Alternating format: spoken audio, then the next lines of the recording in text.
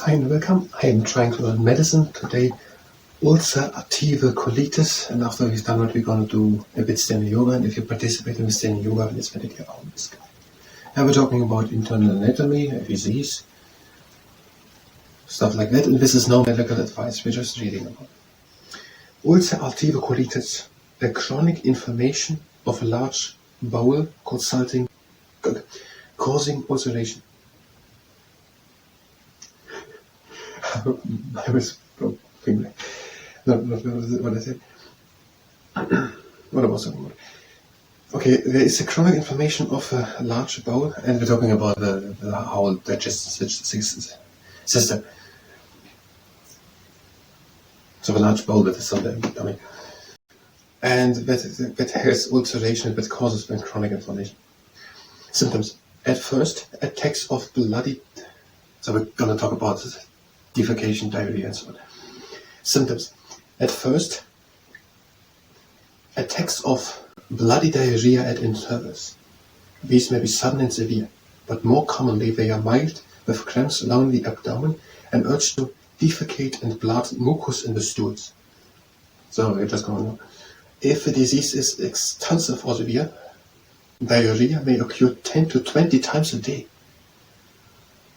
Sometimes the diarrhea consists of water, blood and pus only. Fever, malaise, whatever, loss of appetite and weight, and anemia may also occur. Now, they were right. Anemia was the thing that the blood cells don't have really the ability anymore to transport blood cells. The causes are known. While the disorder may occur in other members of the family. Complications. The disease may be localized in the rectum, in which case it is known as Colitis, and be very mild with few complications. Imagine someone has bronchitis instead of ulcerative colitis, and it is not found because it's just at another place. It's not so severe, but I think other people have thought about it before. It may spread to involve the whole colon, whatever, it's some part of the digestive system. Hemorrhage is common, whatever, some problem. The ulcer may perforate the bowel, causing sudden severe abdominal pain from peritonitis, which requires instant medical treatment. Let's see it again. So the ulcer itself in the bowel may perforate the bowel, causing sudden severe abdominal pain from peritonitis, which requires instant medical treatment. So the ulcer can eat itself through the bowel and make a hole in the bowel. That's bad. And it requires instant medical treatment. This is no medical advice. Non-cancerous growth may occur of the bowel, of the ulcer. Whatever. Arthritis, eye inflammation, and skin disorders may also occur. Arthritis, eye inflammation, skin disorders. If colitis begins in childhood, it involves the whole colon and lasts more than 10 years, the risk of cancer of the bowel developing is high. Nearly 200 times the usual rate, and more than half of patients will develop cancer after 30 to 40 years of colitis. This risk may be reduced by proper treatment. Okay, every second person who has that as a child gets cancer in the colon, which is 200 times more likely as normally. So normally people have 1 in 400. Okay. Treatment in the home. Mild disease can be managed by taking a normal diet. Actually, it sounds so severe, but no one would think that there's a treatment at all. Mild disease can be managed by taking a normal diet. Apart from cutting out the raw fruits and vegetable roughage. What is vegetable roughage? Raw fruits and something with vegetables. So they're advising you to eat fruits or vegetables. No, I don't know what they're advising, and this is not medical advice because I don't understand them in the first place. Avoid stress and anxiety. Rest in bed during acute flare-ups. Take simple anti-diarrhea preparations and recommended doses to help lessen bowel activity. When to consult the doctor. If there are severe, rapid progressing symptoms, or if there are recurrent or prolonged bouts of diarrhea lasting more than 2 or 3 weeks. And also if blood or pus is present in the stool. I still don't know what pus is. Not really. I have an idea what it is called. I have an assumption, or this is maybe it's an assumption. What the doctor might do: send the patient for barium enema and internal examination of the bowel with a sigmoidoscope, a device with a light attached. So a sigmoidoscope is a device with a light attached. So it's a flashlight. It's a sigmoidoscope, and it is used to confirm the diagnosis and assess the extent of the disease. Prescribe drugs to help reduce the number of attacks. Yes, okay. These may include steroids in the form of tablets, suppositories, or enemas, whatever, some type of drugs. Such enemas may be self-administered and retained in the bowel overnight. What? Such enemas may be self-administered and retained in the bowel overnight. Okay, I have no idea what enemas is. Enemas. Advise suitable diet to rest the bowel and reduce diarrhea. In severe prolonged disease, a blood transfusion may be necessary to combat anemia and help healing. An ileostomy may be necessary. In this operation, the colon is totally removed and the small bowel, the ileum, brought out onto an opening in the opening where it empties into a special disposable plastic bag sealed to the skin. Okay, let's do that again with far. Okay, if ileostomy may be necessary, maybe that is necessary, and then, in this operation, ileostomy, the colon is totally removed and the small bowel, the ileum, brought out onto an opening in the abdomen. Now I'm looking to try to understanding here. I think this is right. Where it empties into a special disposable plastic bag sealed to the skin. Outlook: about 10% of patients completely recover after a single attack. It's not much. 10%. About 10% of patients completely recover after a single attack. Very severe first attacks with hemorrhage, perforation, and infection may cause serious complications in another 10%. In the remainder of cases, so it's 80%, the symptoms may grumble on, with bad and good periods. Can no one stop such an ulcer? What is the big problem with an ulcer? How does it even come about?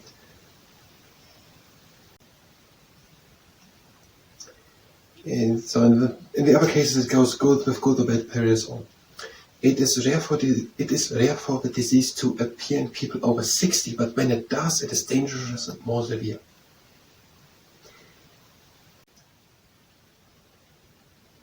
Well, okay, we have now read through it. We want to do now standing yoga. And again, at the end, this was no medical advice, and the way we also talked about that, this was no medical advice. We've just read through it like a book. Now, if you were here for whatever it was, whether it was medicine, if it was ulcerative colitis, if you were here for ulcerative colitis and medicine, then you were hopefully not here for medical advice because we just read through it in a loose way. If you were here for medicine, you can go directly to the next part of medicine. We will do now with standing yoga. If you participate with standing yoga, it's your own way. It's your own risk. Having the feet standing together. If you participate in this, at your own risk. Having the feet standing together, the breathing in and the feet outside. And breathe out the outside. In the outside. Out up onto the side. In and up. Out onto the side. In and up. Out onto the side and make an inch space between your feet. In and up. Out and sit down. In and up. And out onto the side. In and up. Out and down. In and up. And we bring the hands down and leaning onto the knees. We're breathing in. And out we're making a belly, a heel of the back. Breathe in a straight leg. And out the belly of the back. Again in. And out the heel of the back. In into the middle. Out the belly of the back. Again in. And out come with a round leg up and make it the top of the leg with shoulders rolled. Now breathe in, lift the arms again up. And out into the side. In and up. And out, bring your arms on the sides down into a chair. Breathe in, come halfway up. High up. And out and come up. Breathe in, reach high. Breathe out to the sides. In and up. Out, the arms on the sides down into the chair. Breathe in, come halfway up. Come high up. And out and come up. And breathe in, come up. On the tip toes, breathe in. And breathe out and sink it down. Again, in the cover. And out and sink down. And last time up. Now bring the arms down, the feet together, and be just down. Now breathe in. Bend the right knee. And breathe out and stretch your left leg. Breathe in and change. Yeah, breathe out and stretch your right leg. In and change. And out and stretch your left leg. Breathe in and change. And out and stretch your right leg. In and change. Out and stretch your left leg. In and down in it. And out just back. Now breathe in, lift the right hand up to the sky. Breathe out, bend the left knee, look over the right shoulder to the right hand. Breathe in, handing it down. And out and down. Breathe in, lift the left hand up to the sky. Breathe out, bend the right knee and look over the left shoulder to the left hand. Again, in and hand down. Now make a hand with space between the feet. Shift the weight to the heels. Breathe in and come down. And out and out. In and down. And out and out. One more time, in and down. And out and up. Take hold of the elbows. And gently rock from side to side.